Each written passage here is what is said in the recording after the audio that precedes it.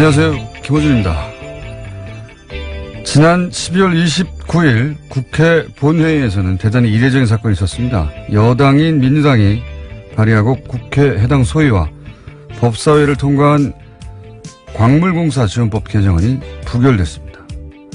여당이 발의하고 야당이 합의한 법안이 법사위까지 통과하고서 본회의에서 여당 의원의 반대 토론에 의해서 부결된 사례는 찾기 힘듭니다. 이 부결을 주도한 홍영표 의원은 공기업도 실력이 없거나 경영을 잘못하면 문을 닫을 수 있어야 한다고 반대 토론에 나섰고, 이에 여당 내에서도 반대표가 쏟아졌습니다. 이로써 이명박 정부 시절 터무니없는 투자로 현재 6,900%의 부채 비율과 완전한 자본 잠식 상태에 빠진 자원광물공사는 파산 위기에 이르렀습니다. 진작에 몇 년 전에 이루어졌어야 할 일이 비로소 이루어진 건데요. 남는 질문이 이겁니다. 누가 이 사태를 책임질 것인가? 멀쩡했던 공사 하나가 수조의 국민 세금을 축내고 이렇게까지 완전히 망가졌는데 그 누구도 책임지는 사람이 없습니다. 누가 책임질 것인가? 김호준의 질문이었습니다.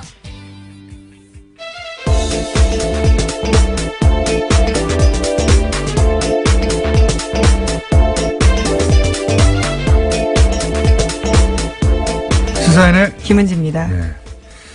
이거 제가 없었던 한 주간 벌어진 일이라 제가 좀 뒤늦게 챙깁니다. 네. 이 부결은 굉장히 역사적 의미가 있거든요. 우선 국회 차원에서 보자면 여당이 발의하고 야당이 합의하고 법사위 통과하면 끝난 거예요, 사실은. 예, 끝난 거고 그렇게 여야 합의한 다음에 법사위까지 통과했는데 본회의에서 반대 토론, 그것도 의원 한 명이 이걸 부결시킨 사례는 제가 알기로는 없어요. 제가 알기로는 홍영표 의원이 거의 혼자 부결시킨 거라고 알고 있는데, 그래서 저희가 홍영표 의원을 잠시 모십니다. 두 번째로 또 대한민국 그 역사 전체로 보더라도 중앙의 공기업이 파산한 건 처음입니다. 파산 지경에 이르는 건, 파산하게 된다면. 지방의 무슨 도시공사나 이런 것이 파산 위기에 처했던 것이 몇 번 있었어요. 뭐 인천도시공사, 뭐 용인도시공사. 근데 중앙 공기업이 파산하면 이건 건국 이래 최초가 되는 거예요. 중앙 공기업은 망할 수가 없거든요. 자원외교 탓이라는 이야기가 파다하고 있죠. 파다 100%죠, 100%. 자원외교. 네, 이 코너에서도 한번 알려드린 바가 있는데요. 네. 중앙 공기업은 망할 수가 없어요. 왜냐면은 정부가 보증을 서거든요. 예. 대한민국이 망하지 않는 한 중앙 공기업은 망하지 않는 겁니다. 그래서 뭐 회사채 발행해도 초우량 등급으로 그 회사가 일을 잘하냐 못하냐에 따라가지고 정부가 보증하니까요. 돈을 못 받을 리가 없는 거죠. 예. 그런데 이 자원광물공사는 이명박 정부 시절의 투자로 저희가 홍영표 의원과 좀 다뤄보겠지만, 완전히 6,900% 부채 비율 들어보셨어요? 이게 세계 신기록이에요. 제가 이런 이어풀이 빠져버렸네요. 너무 놀라신 것 같은데요. 6,900%가 세계 신기록이라고 제가 자신하는 이유는 뭐냐면 6,900% 부채 비율로 살아남을 수 있는 사기업이 없거든요. 예, 그 전에 진작에 망하거든요. 그러니까 저는 세계 신기록이라고 봅니다. 그동안 계속 세금으로 막아주고 있었던 거죠. 예. 공기업이니까 망하게 할 수 없으니까 정부가 계속 돈을 대주었던 거예요. 그 돈으로 몇 조 까먹고 계속 또 달라고. 지금까지도 충분히 많이 했습니다. 또 달라고 한 거거든요, 이번에 1조를. 그거를 홍영표 의원이 막은 겁니다. 예. 이게 제대로 그 의미가, 조명이 안 되고 있어서 제가 오늘 직접 모시고 큰일 하셨다고, 예. 말씀도 드리고, 왜 그렇게 반대 토론을 했는지 직접 들어볼 생각입니다. 예. 이명박 정부 시절에 투자한 자원이 이것 때문이에요. 예.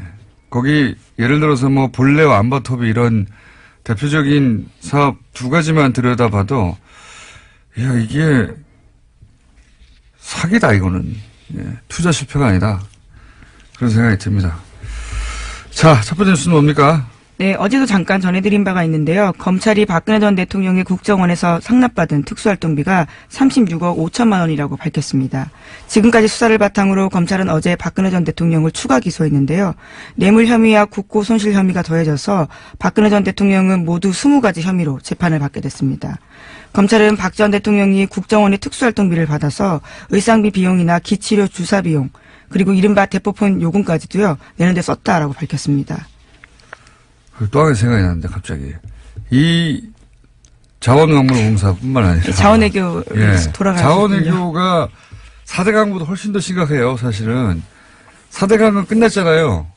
끝났고 거기 추가 비용이 이제 앞으로 이제 다시 복원하면서 발생하겠지만 자원외교는 지금 계속 들어가고 있는 거거든요. 앞으로도 손실이 계속 발생해요. 그런데 20조 정도 제가 알기로는 손실이 발생했는데 아무도 제가 알기로는 3개월 감봉 정도가 전체 자원외교에서 징계받은 유일한 사례로 알고 있어요. 3개월 감봉. 야 대단하지 않습니까? 뭐라고요 근데 이번 뉴스가? 네, 박근혜 전 대통령 관련입니다. 네, 자원외교는 이따가 하시고요. 네. 네. 아, 자원외교 좀 대단한 누가 대단히 해먹었어요. 예. 계속 나왔던 얘기 구체적 내역이 나왔네요, 이제. 예, 이제 기소가 됐다라는 거고요. 구체적인 정황도 나왔습니다. 국정원 특수활동비엔 최순실 씨가 등장하기도 하는데 자필 메모가 발견된 거거든요. 이 용처를 사용하다가 확보한 건데 청와대는 BH, 정호성, 이재만, 안봉근 그러니까 문고리 3인방으로 불리는 세 사람에 대해서도 영어 약자가 쓰여 있고요. 거기에 3억 7천만 원 줬다라고 쓰여 있습니다. 이거는 말이죠. 국가적으로 치욕적인 겁니다. 예. 이건 나라 꼴도 못 갖춘 무슨 게릴라 반정부 같은 데서 일어날 일이지 대통령이 국가 정보기관에 돈을 빼내가지고 자기 옷값, 자기 주사비용, 이건 뭡니까 주사비용, 자기 집 보일러 기름값 이거, 자기 집 전기요금, 예? 자기 집 관리인 월급 이런 거 줬다는 거 아닙니까? 주사비용, 의상비용 이런 거 몇 번 나왔는데 보일러 기름값은 뭡니까 이게. 네, 공적인 개념이 전혀 없었다라고밖에 볼 수 없는데요. 자기의 그냥 개인 주머니라고 생각한 거죠. 단 한 푼도 사리사욕을 챙기지 않았다고 몇 번이나 강조했는데 최순실 씨가 대신 챙겨줬으니까요. 네, 받기는 박근혜 전 대통령이 받고요. 또 최순실 씨에게 넘어간 것으로 보입니다. 그러니까 그 돈이 어디에 쓰였는지 다 아는 거잖아요. 안 챙기긴 뭘 안 챙겼습니까? 하지만 두 사람은 일체 조사 거부하고 있어서 아직까지 전모를 완벽하게 밝힌 건 아니다라고 검찰이 이야기하고 있습니다. 그리고 이제 이 3인방이 받은 돈의 의미, 3인방이 돈을 받았는데 그 돈을 얼마를 어떻게 누구에게 줄 것인지를 최순실 씨가 결정했다는 거잖아요. 네, 가계부 쓰듯이 글을 써놓은 건데요. 예. 이건 오래전부터 나온 얘기지만 이 문고리 3인방이 박근혜의 비서가 아니라 최순실의 비서다. 오래전부터 나왔던 얘기고. 대통령 비서한테 줄 돈을 왜 최순실이 결정합니까? 네. 근데 그게 이제 최순실 씨가 쓴 메모를 통해 입증이 된 거죠, 이번에는. 예, 추정이 아니라 입증이 된 것이고. 예, 그리고 또 당사자들이 진술하고 있습니다. 받은 사람들이요. 예. 오히려 자기들도 깜짝 놀라서요. 이렇게까지 정확하게 기록이 남아있는지에 대해서 놀랬다라고 합니다. 최순실 씨의 메모에도 남아있고 실제 받은 사람도 맞고 나간 돈도 맞고 그리고 이런 돈들을 이제 쇼핑백에 넣어서 그걸 테이핑해가지고 못 보게 전달했다는 거잖아요. 네, 심지어 관저에서요. 최순실 씨와 박근혜 전 대통령이 같이 있을 때 돈을 줬다라고 진술했습니다. 문고리 3인방이요.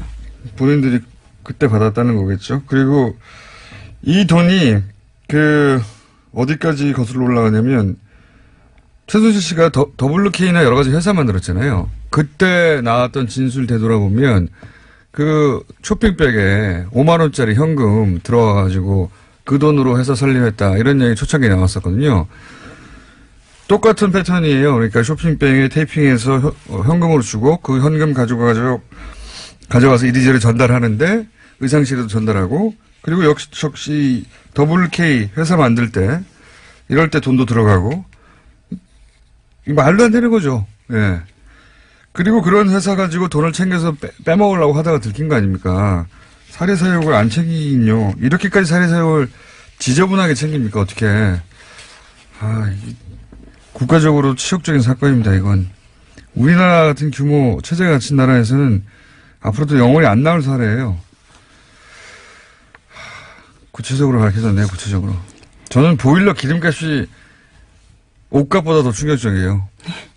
네. 유류비도 있고요. 사적인 비용을 엄청 썼습니다. 왜냐하면은 대통령 공적 행사에 의상비라고 생각하고 썼을 수도 있다. 이해해 주려면 그렇게 이해해 주려고 적극적으로 의지를 가지고 이해해 주려고 해도 자기 집 보일러 값은 아무 상관이 없잖아요.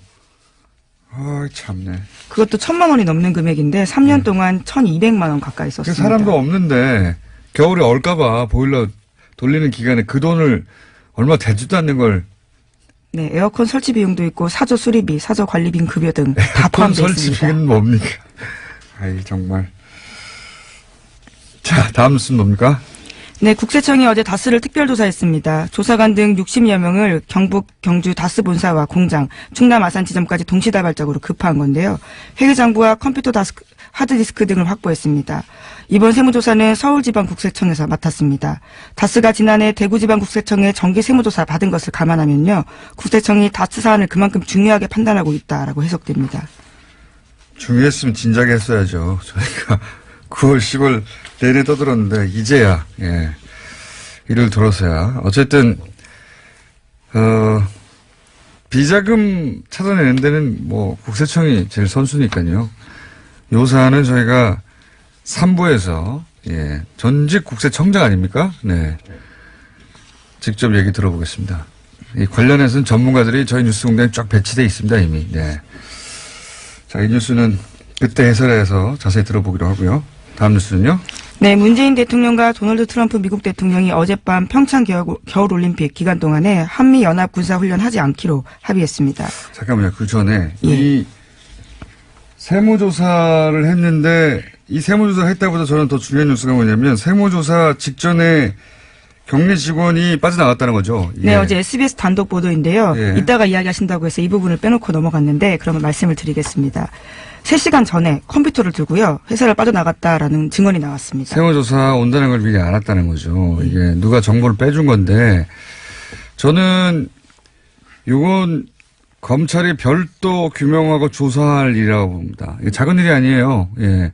지금 국세청이 특별 세무조사를 하려고 하는데 그 직전에 다 알고 격리 직원이 PC 챙겨가지고 회사를 빠져나갔다는 거 아닙니까? 네, 의혹의 핵심 인물입니다. 120억 원 비자금 조성 관련해서요. 이건 작은 일이 아니고요. 이거는 그 격리 직원이 알아낼 수 있는 일도 아니고 다스 직원이 저절로 알 수 있는 일도 아니거든요, 절대로.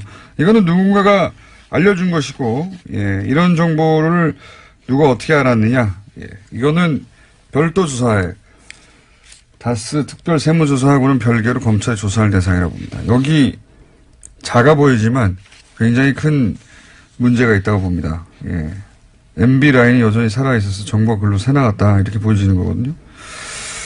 자, 그리고 또 하나는 김백준 씨가 이 다스 돈 문제 관련해서 관련이 있다 이런 뉴스도 MBC에 나오더라고요. 네, 김백준 전 청와대 총무기획관이 관련되어 있다라는 증언을요 검찰이 확보했다라고 합니다. 너무 당연한 거죠. 너무. 김백준 씨는 이명박 전 대통령의 집사 돈관리 총괄. 그렇죠.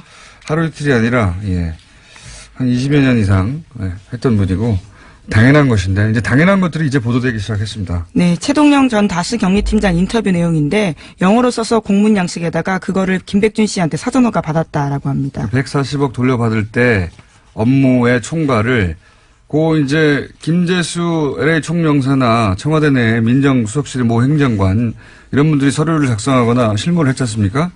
근데 그게 이제 김백준 씨라고는 당시 청와대 총무기획관, 청와대 살림을 총괄하는 사람이죠.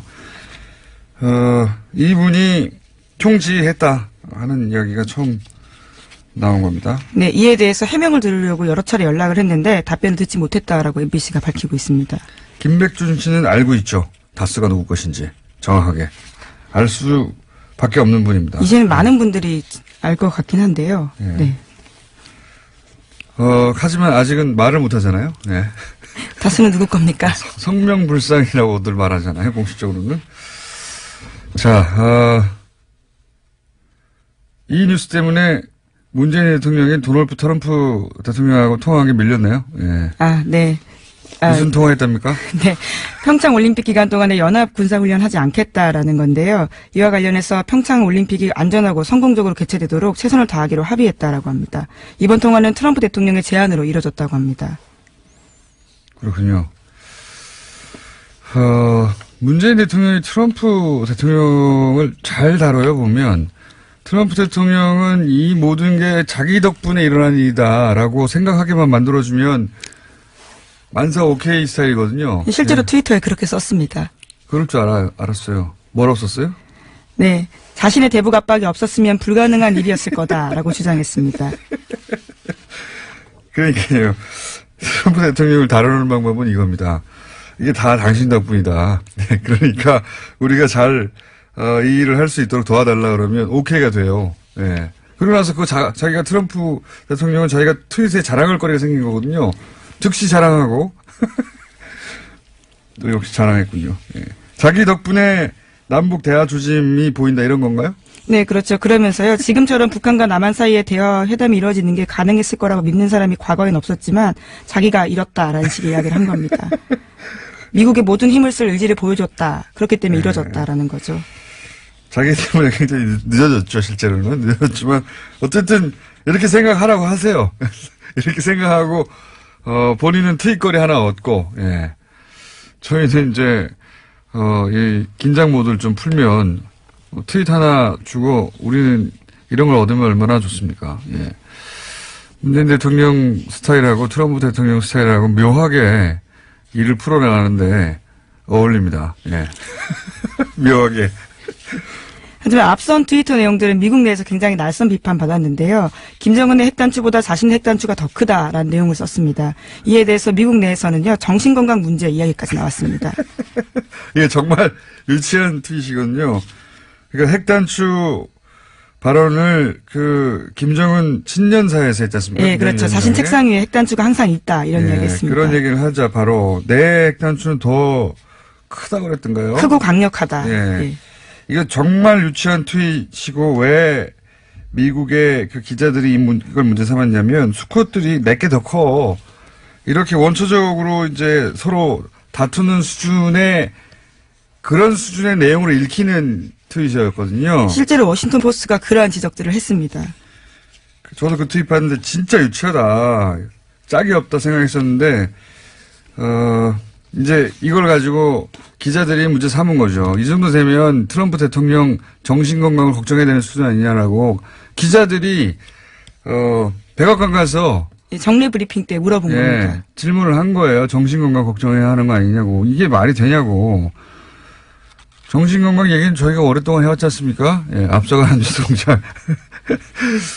정신건강 이야기가 나온 거예요. 실제. 제가 알기로는 그리고 트럼프 정신건강에 대한 전문가들의 서적이 나왔잖아요.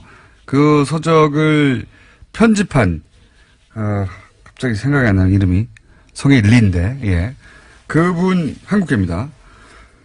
그분이 민주당 의원들하고 만나가지고 최근에 트럼프의 정신건강에 대해서 논의를 했대요. 예. 트럼프에게 핵단추를 만들어도 되느냐, 정신건강이 어떠냐, 스트레스 지수가 어떻게, 뭐 이런 얘기를 했다고 저는 알고 있습니다. 예. 정신건강을 정말 걱정하는 거죠. 네, 그런데 대통령이 이야기한 자신의 책상 위에 핵버튼이 있다라는 이야기도 가짜뉴스라고 하는데요. CNN 등 미국 언론들의 이야기에 따르면 비유적인 표현이다라고 합니다. 실제로는 가방이 있다라는 거죠.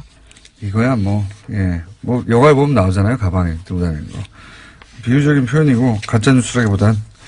예, 빨간 버튼은 콜라 부를 때 누르는 거라고 합니다. 콜라 호출용이라고요. 미국의 다수의 언론들이 전하고 있습니다. 그래서 백악관 책상에 빨간 버튼이 있긴 있습니다. 그걸 누르면 콜라가 온다는 거예요? 예, 직원들이 콜라 들고 왔다라면서요. 작년 언론과 인터뷰 도중에도 그러한 바가 있다고 합니다. 네. 미국 언론들도 트럼프를 대통령으로 쓰다 보니까 뉴스의 수준들이 그렇게 되어가네요.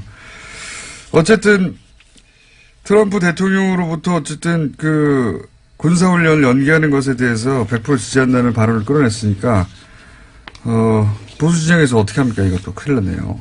공격거리가 사라져가지고. 자, 시간이 다 됐네요. 네. 오늘 좀 두서없이 진행됐습니다. 제가 자원외교에 너무 꽂혀 계셔서요. 그죠. 오래전부터 관심이 있었던 사안이거든요. 그 영화도 만들었잖아요. 예, 실제로 홍 의원은 배우이기도 하다고 들었습니다. 그분은 홍익표 의원이고요. 죄송합니다. 예. 영화 저수지 게임에 나왔던. 예. 그리고 오늘 나오실 분은 홍영표 의원으로서, 홍영표 의원은 자원외교에 관한, 국회 최고 전문가 중에 한 분입니다. 몇 년 전부터 독학하시어서 깨우친 바가 큰데, 자, 그 내용은 저희가 잠시 후에 듣겠습니다. 오늘 여기까지 하겠습니다. 네, 시사인 김은지였습니다. 감사합니다. 네.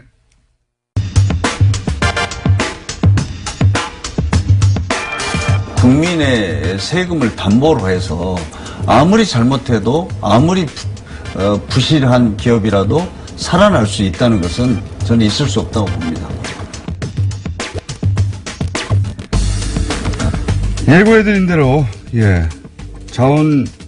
광물자원공사 국가공기업으로 첫 파산 사례가 될 수 있는 이 한국광물자원공사 지원에 관한 법안을 국회 본회의에서 부결시킨 분입니다. 더불어민주당 홍영표 의원 나오셨습니다. 안녕하십니까? 네, 안녕하십니까. 홍영표입니다. 오랜만에 뵙겠습니다. 네.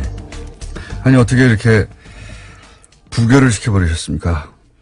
제가 알기로는 전조도 없이 본회의에서 다 여야가 합의해서 법사위까지 통과해서 올라온 법안을 혼자 반대 토론해가지고 부결시킨 사례가 있습니까? 사실 20대 국회에서 처음이고요. 네. 저도 그날 깜짝 놀랐습니다. 저는 사실 이 법안이 올라온 것을 사전에 몰랐다가 그러셨군요. 법안이 이제 25번째 법안이었는데 네. 제가 한 10번째, 한 10분 전쯤에 알았습니다. 그러셨군요. 그래서 이게 어떻게 된 건가 이제 하다가 저는 뭐 부결될 것까지는 생각을 못 했고, 왜냐하면 본회의에 올라온 안건이 부결되는 건 거의 없습니다. 그래서 그렇죠. 예. 이거는 다 통과될 걸 존재하고 오는 건데. 기록이라도 좀 남겨야 되겠다. 어허. 이거는 안 된다 해서 제가 반대 토론을 신청했는데 뭐 동료 의원들이 44명이 찬성하고 102명이 반대. 그러니까 기권이 51 이렇게 해서 의원님이 그때 반대 토론하지 않았으면 통과됐을 거예요. 그렇죠. 네. 당연히. 네네. 의원님 반대 토론을 듣고 사람들이 마음을 바꾼 겁니다. 현장에서. 뭐 그렇습니다. 네. 그래서 굉장히 저는 역사적 의미가 깊다고 생각하는 것이 그런 국회 차원에서도 그런 일이 거의 드물고 처음 있는 일이라고 하고 있는데 그렇게 해서 이제 국가공기업도 일을 잘못하고 손해를 끼치고 하면 망할 수 있다는 첫 번째 사례를 보여줄 수도 있게 된 거 아닙니까? 그렇습니다. 예. 네. 굉장히 의미 있는 일인데, 이거 의원님을 이름을 누군가 외쳐주지 않더라고요. 제가 그래서 모시고 이름을 외쳐드리려고 모셨는데, 자, 그러면 왜 그랬느냐, 왜? 의원님 한 4년 가까이 되셨죠? 혼자서 이걸 파신 지가. 네, 그렇습니다. 네. 처음에 왜 이걸 파시기 시작하셨습니까? 소위 자원 쪽을. 저는 이제 그 환경노동위원회만 계속 있다가 제가 산업위로 처음 옮겨가서 국정감사를 처음 했던 게 2014년입니다. 그때 이제 그 가스공사라든지 석유공사 여기에 적자가 너무 크고 여러 가지 문제가 있어서 그때 이제 시작을 했는데 아무튼 결론적으로는 이명박 정부 때 33조를 투자했고 그것이 이제 너무나 거대한 이 돈이 사실 말이 그렇지 33조가 적은 돈이 아니지 않습니까? 피부에 와닿지 않아요. 근데 또 그래서 이게 조그만 기업 하나도 그 재무 상태 그 회계를 이렇게 들여다보려면 이게 뭐 회계법인 하나가 동원돼서 해도 제대로 잘 모르는 건데 굉장히 어려웠습니다. 그래서 하다 보니까 이제 저희가 국정감사를 하고 그것이 토대가 돼서 국정조사됐습니다. 그런데 진상을 제대로 밝히지 못했죠. 철저하게 박근혜 정부에서는 이걸 은폐하고 축소하는 33조 투자해서 의원님이 지금 아시기로 손실이 난 게 확정된 게 대략 얼마입니까? 이제 장부상으로 재무제표상으로 확정된 손실이 13조 3천억입니다. 13조. 그건 아주 공식적인 거고요. 네. 그 외에 금융비용이라든지 이자 비용 뭐 같은 거. 나머지 여러 가지를 고려했을 때 네. 제가 볼 때는 최소 20조로 보고 있습니다. 20조요. 네. 그 이전에 정부, 그러니까 대한민국이 건국 이래 투자한 그 금액을 다 합쳐도 7조인가 8조밖에 안 되지 않습니까? 그렇습니다. 그러니까 2008년 이전에는 네. 전체 투자액이 10조가 안 됩니다. 건국 이래로. 건국 이래로. 네. 그런데 이명박 정부 네. 요 4, 5년 동안 33조를 쏟아부었고. 그렇죠. 그 중에 약 20조 정도는 손실이 네. 난 걸로 보시는 거고. 20조면 제가 예전에 한번 계산한 적이 있습니다. 예수 탄생 이래로 2017년 동안 매일 2,700만 원을 써야지 매일 20조가 됩니다. 매일. 그래서 4대강이 21조라고 하지 않습니까? 예. 네. 그 정도 규모의 손실. 근데 이게 자원은 무서운 게 앞으로 계속 생길 거 아닙니까 또. 이 문제는 뭐냐면 덮을 수가 없습니다. 그러니까요. 지금 제가 그 국정조사 할 때도 제가 정부에 계속 이야기를 했습니다. 이 지금 해외 자원 개발로 인한 어떤 부실의 규모를 정확하게 밝혀라. 예. 이걸 안 밝히면 매년 재무제표를 발표해야 되는데 그 자원 3사들이요. 매년 적자가 나올 거다. 지금 예상대로 되고 있습니다. 자, 그중에서 구체적으로 이제 한국광물자원공사 같은 경우에 가스나 석유도 다 나쁩니다만은 광물자원공사 같은 경우에 부채 비율이 6,900%가 그렇지 않습니까? 6,900%입니다. 세계 신기록이라고 제가 말했었는데. 그렇죠. 6,900% 부채율을 가지고 지금 존재할 수 있는 회사는 지구상에 저는 없다고 생각합니다. 그러니까요. 그 전에 망했죠. 이미. 망해도 뭐 몇 번 망했죠. 네. 6,900% 부채 비율. 예. 듣도 못한 그런 부채 비율을 가졌는데, 굉장히 많은 그 부실한 사업들이 있겠지만 대표적으로 거론되는 게 뭐 볼레오, 안마토비. 네. 요런 단어들은 들어보셨을 거예요. 단어들은. 요런 사업들이 도대체 얼마나 어떤 식으로 말도 안 되게 이루어지는지 좀 짧게 설명해 주십시오. 예를 들어서 볼레오 같은 경우에. 멕시코 볼레오 동강산입니다. 예. 이거는 이제 광물자원공사가 처음에는 지분 참여를 했습니다. 예. 그래서 한 800억 정도 투자를 처음엔 할 800억. 계획을 하고 예. 지분 참여를 했죠. 그런데 미국의 그 수출입은행이 예. 이 그 멕시코 그 볼레오 동강산에 대출을 했는데 예. 이 대출 자금을 회수합니다.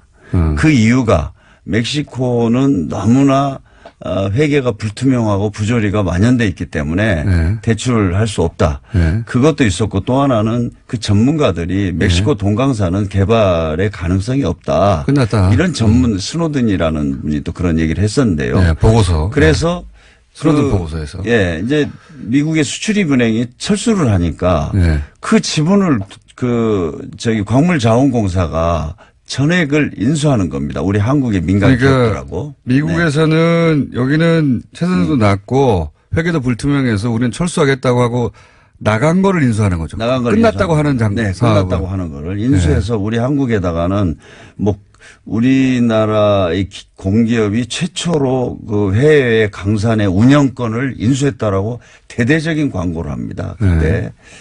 그래서 인수를 해서 800억만 투자했으면 되는 것을 그리고 만약에 미국의 수출입은행이 철수할 때 우리도 같이 했으면 800억 잃어버리고 마는 겁니다. 끝나는 건데. 그런데 지금 현재 공식적으로 투입한 돈이 1조 6천억입니다. 1조 6천억. 그런데 현재 상태에서 적자가 1조 6,200억입니다. 네. 투자한 돈보다 적자가 더 많이 발생했습니다. 여기서 그래서 예. 돈으로 메꾸고 있고요. 문제는 지금 이제 생산을 하고 있는데 예. 저희가 국정조사나 국정감사할 때 보면은 내년이면은 생산량이 어떻게 이제 다 목표치에 도달한다든가 뭐. 맞춰서 추가적인 돈은 들어가지 않을 거다 이야기한 지가 예. 4년이 지났는데 그리고 대표적인 것은 2014년에 저희가 이제 국정조사할 때 정부가 예. 계속 그런 얘기를 했습니다. 앞으로 자원이라는 거는 10년, 20년 기다려봐야 알고, 이게 장기간이 소요되기 때문에 지금 판단할 수 없다. 그러면서 자기네들이 당시에 윤상직 그 장관인데요. 자기가 미국 공인 회계사라 그러면서 자, 이 회사는 여기는 좀 기다리면 돈을 벌 거라 그래서 그때 예측한 게 있습니다. 예. 그런데 그랬는데 그 예측한 거에 대비하면 2014년부터 16년까지 한 적자가 500억 정도만 나야 되거든요. 예. 근데 적자가 한 800억이 더 났습니다. 예. 문제는 더 중요한 것은 광물 가격이 그 사이에 엄청나게 올랐습니다. 한 30-40% 올랐어요. 올랐는데도 적자는 더 커졌어요. 예. 그래서 지금 볼레오 강사는 지금 보면은 저는 안 된다고 봅니다. 안 된다고 보는데 광물자원공사는 아직까지도 저는 이것이 지금 광물자원공사 문제라고 봅니다. 기다리면 된다. 이렇게 이야기를 하고 있는데. 그거밖에 없는 거죠. 그 말밖에 할 게. 매년 지금 추가적으로 우리 국민의 세금들을 멕시코 동강산에다 갖다 지금 집어넣고 있습니다. 안바토비는 어떻습니까? 안바토비 직접 다녀오시기 제가 가봤는데요. 네. 안바토비도 똑같습니다. 처음에 거기가 이제 우리도 거기에는 지분을 참여한 겁니다. 네. 그리고 캐나다의 쉐릿이라는 네. 광산 회사가 운영을 하고 있습니다. 네. 그래서 우리는 지분을 가지고 들어갔는데 네. 멕시코 캐나다의 쉐릿 그 운영사가 네. 돈이 없어요. 네. 그러니까 처음에는 한 3조 정도의 총 투자금이 든다고 해서 우리가 지분 참여를 했는데 네. 그게 9조가 됐습니다, 지금. 구조가 됐어요. 그 사이에 우리도 따라서 돈을 계속 넣다 보니까 네. 약 한 3천억 정도만 투자하기로 했던 것이 지금 한 2조 넘게 투자를 한 거죠. 그러면서도 지금 한 푼도 못 건지고 오히려 자, 우리 그 캐나다의 쉐리사가 자, 우리 운영 자금이 없어. 돈 내놔. 안 되면 우리 파산할 거야. 이러니까 지금 매년 거기다가 돈을 갖다 집어넣고 있는 겁니다. 이게 패턴이 보면은 비슷합니다. 그죠? 예. 네. 패턴이 비슷합니다. 비슷해요. 네. 처음에는 지분 참여 형식으로 간다고 그러다가 결국은 그쪽의 부채를 우리가 다 떠안아주고. 그렇습니다. 예. 본래는 운영권을 완전히 인수해서 하다가 그냥 폭삭 망한 거고. 그 떠안아주고 그런데 이제 그쪽에서 배짱을 튕깁니다. 희한하게도. 그렇죠. 예. 그쪽 회사에서 돈 더 안 넣으면 우리 망한다. 계속 그 얘기하면 우리 계속 돈을 넣어줘요. 그렇죠. 이런 패턴을 한 곳이 아니라 여러 곳에서 계속 유지합니다. 그리고 그런 회사들은 대부분 희한하게도 캐나다에 근거를 둔 회사입니다. 그렇지 않습니까? 그렇습니다. 그 캐나다의 거기는 쉐릿이라는 회사죠. 마다가스카르 안바토비. 근데 아무튼 뭐 이 자금 집행 과정 이런 것들이 정말 불투명한 게 그 자원 개발 전체적으로 너무나 많습니다. 석유공사 캐나다 얘기하니까 또 저희가 네. 생각나는 것이 이번엔 석유공사 얘기인데 하베스트 같은 경우도 그렇습니다. 네. 거기도 캐나다에 베이스를 둔 마이크를 좀 입 앞으로 대주십시오. 네. 예. 너무 볼적으로 대주셔가지고 네. 캐나다 얘기가 나와서 제가 다시 한번 말씀드리는데 이제 다른 왜냐하면 석유공사도 마찬가지고 석유공사는 더 많이 잃었거든요. 석유공사는 예.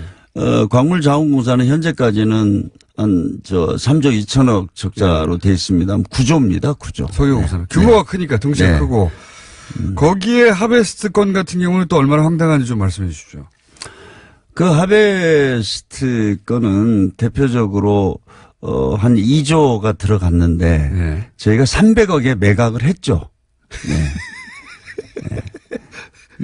2조를 투자해서 예. 300억에 매각을 했습니다. 2조를 투자해서 300억에 거기 그래서 그게 이제 하베스트가 가장 큰 문제가 되는 것은 이게 최경환 예. 지금 그 장관이 이제 저지른 일로 저희들은 보고 있고 거기에는 또 메릴 린치라는 브로커 여기와도 또 관련이 있고 이게 또 캐나다에서 일어난 일 아닙니까? 이게 메릴린치 브로커 부분을 좀 설명해 주셔야 할 것이 네. 왜냐하면 지금 의원님은 너무나 많은 사실을 이 머릿속에 넣고 계시니까 뒤죽박죽으로 나오기도 합니다만 일반인들은 모르거든요. 그러니까 네. 요 캐나다의 하베스트라고 하는 그 석유 정유회사 석유 뭐라고 그러니까 그러니까 두 가지입니다. 우리가 하베스트하고 날이 있지 않습니까, 그죠? 그렇죠. 그러니까 날은 정유 공장이고, 정유 공장이고, 그다음 석유가 매장되어 있는 그 석유 이제 시추할 수 있는 네. 그 이제 업스트림과 다운스트림 이렇게 이야기를 합니다. 네. 그런데 원래는 이제 석유 매장돼 있는 것을 그 광산을 산 거죠. 예. 네. 그것만 사기로 했습니다. 예. 그거를 사려고 이제 석유공사 한 2달 동안 협상을 했고 그 협상이 이루어져서 그 당시에 강영원 사장이라는 사람이 2009년 10월 14일 날 현지에 내립니다. 사인하러. 예. 내렸더니 거기서 갑자기 날이라는 정유 공장을 끼워 팔겠다고 해요. 그러니까 우리가 산다고 말하지도 않았고 관심도 없었고 관심도 없었죠. 전혀 한번 현장에 가보지도 않은 거를. 실사도 해본 적도 없는 날이라고 하는 정유회사까지. 네. 그래서 이거는 뭐 국정감사나 국정조사 과정에서 그 직접 증언이 있었으니까요. 그래서 그 사장이 내려서 그 얘기를 들으니까 기가 막히지 않습니까? 네. 나는 돈은 1조짜리를. 네. 그 석유 매장돼 있는 그 광산을 산다 그랬는데 그건 아니고 갑자기 고물딱지 그 날이라는 정유 공장을 끼워 팔겠다고 하니까 M&A 팀한테 철수해 네. 하고 이분이 비행기를 타고 2월 16일 한국에 다시 도착합니다. 네, 필요 없다고. 네, 필요 없다고. 그래서 공항에 내리는데 3시간 전에 장관실에서 전화가 왔대요. 와가지고 공항에 내리자마자 장관실로 와라. 해서 이분이 토요일 날 오후에 최경환 장관실로 갑니다. 네. 가서 최경환 장관하고 면담을 하고 나와서 네. 현지의 M&A 팀한테 다시 전화를 합니다. 네. 전화를 해서 날까지 사라. 이렇게 해서 10월 21일 날 그 날이 당시에는 1조 4천억이었습니다. 네. 그 뒤로 추가적인 들어간 돈이 있어서 총 투자액은 2조가 되는데 그래서 사게 되죠. 네. 그것을 이제 나중에는 300억에 매각한 겁니다. 그래서 2조에서 300억이면 2억짜리 아파트가 300만 원이 된 거예요. 300만 원인가요? 300만 원이다. 300만 원도 아니고 30만 원입니까? 뭐 어쨌든. 네. 2만 원짜리가 300원이 된 것이고. 예. 그래서 이제 그게 최경환 장관의 책임이다 이랬었는데 그분이 이제 나중에 감사원 감사 검찰 수사에서는 그 증언을 부인하고 번복하고 그러면서 다 무죄로 되고 최경환 그때 당시에 그 지시를 했다고 하는 장관도 전혀 문제가 안 됐죠. 그러면서 하베스트 사건은 지금도 저는 뭐 계속 이거를 저희가 파헤쳐야 된다고 봅니다. 당시에 메릴 린치의 자회사는 그 거래로 인해서 부당한 주식 이익이 발생했거든요. 메릴 린치는 이제 바로 이 거래를 하라고 주선하고 가격을 책정해 줬던 중간에서 우리 정부에다가 당시 이제 메릴 린치에서